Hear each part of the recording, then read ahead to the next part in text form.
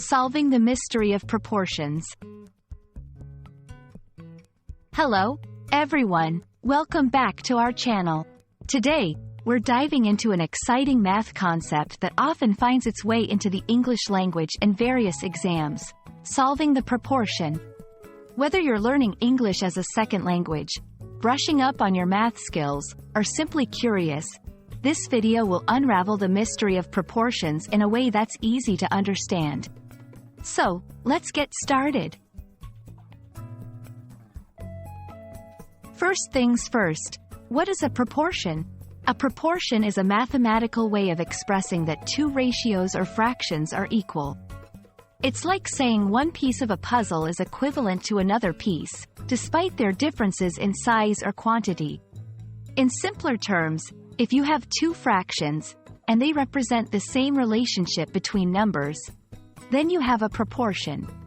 For example, the statement 2:4 is 3:6 inches is a proportion because both ratios, 2:4 and 3:6, simplify to the same fraction, 1/2. In mathematical language, we write this as 2/4 equals 3/6. To solve a proportion, we use a magic formula called cross multiplication. This sounds complex, but it's quite straightforward. When you have a proportion like A, B equals C, D, you multiply A by D and B by C. If the products are equal, the proportions are true. But what if you have a missing number? Suppose you have a proportion like 3/4 equals x, 8, and you want to find x. You cross multiply. 3 times 8 equals 4 asterisk x. This simplifies to 24 equals 4x. Dividing both sides by 4, you find that x equals 6.